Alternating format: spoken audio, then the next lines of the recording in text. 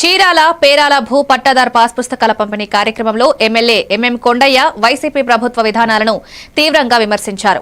ప్రజా సంక్షేమం కూటమి బాధ్యతగా ఉంటే హింసాత్మక ధోరణి వైసీపీకి సొంతమన్నారు. భూ సర్వే లోపాలు, పాస్ పుస్తకాలపై వ్యక్తిగత చిత్రాల ముద్ర, లక్షల రూపాయల వృధా ఇదే ప్రభుత్వ విధానానికి నిదర్శనమని కొండయ్య ఆవేదన వ్యక్తం చేశారు.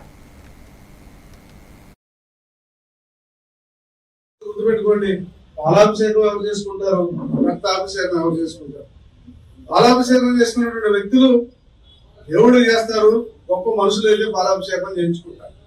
మనుషులు అంటే మనుషుల మీద చేయం, ఏదో ఫోటోల మీద వాటి మీద చేస్తాం. రక్తాభిషేకం చేసేది ఎవరు? పిశాసులు.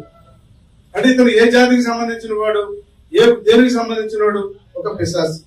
అంటే ఆ కార్యకర్తలు ఏం చేస్తున్నారు? మొన్న ఆయన బర్త్డే రోజున ఇక్కడ కూడా వీరంగం దొక్కారు, తీస్తే బెడ్ తీపించాలి. వీరంగం దొక్కితే బెడ్ తీయమని చెప్పారు పోలీసులకి. ఏం చేశారు తెలుసా మీకు? ప్రకాశం జిల్లాలో అక్కడక్కడ పొట్టేళ్లు కోసి రక్తాభిషేకం చేశారు ఈ పెద్ద మనిషి. ఇంకోటి మాట్లాడతారు మీరు అందరూ, మీకు సభ్య సమాజం గుర్తు పెట్టుకోవాల్సిన విషయం ఒకటి చెప్తున్నా. ఈయన ఎలక్షన్ లో పోటీ చేసిన తర్వాత రేపు 80 సీట్లు దాటితే గంగమ్మ జాతరలో రప రప రప రప కోసినట్టుగా జనాన్ని గొంతులు కోస్తారంట మా అందరికి. ఇవాళ ప్రభుత్వానికి కొన్ని కోట్ల రూపాయలు ఖర్చు జరిగినటువంటి దాన్ని మళ్ళా తీర్చిదిద్ది మళ్ళా తిరిగి మీకు ఈ పాస్బుక్ ఇవ్వడానికి ప్రభుత్వం పడుతున్న కష్టం ఎంతో చాలా కష్టపడుతుంది. మనస్తత్వం ఎంత చాడిజమో పార్టీలు ఉండొచ్చు, ప్రభుత్వాలు ఉండొచ్చు. రాజశేఖర రెడ్డి గారిని చూసి ఈయనకి పట్టం కడితే ఈయన పైచాచికమైన ఆనందానికి చివరికి పాస్బుక్లు లేవు, ఏమీ లేవు.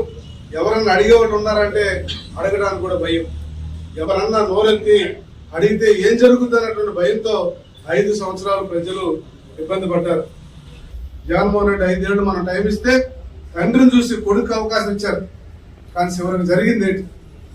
ఇదే పరిస్థితి కానీ మళ్ళీ మీరు మనందరం కళ్ళు మేరుకొని మొత్తం మళ్ళా మనం స్పృహను కోల్పోయి మళ్ళా వచ్చి ఈ రోజు ఒక మంచి ప్రభుత్వాన్ని, కూటమి ప్రభుత్వం మనం ఎన్నుకున్నాం కాబట్టి ఇవాళ మంచి జరుగుతుంది, సుపరిపాలన జరుగుతుంది.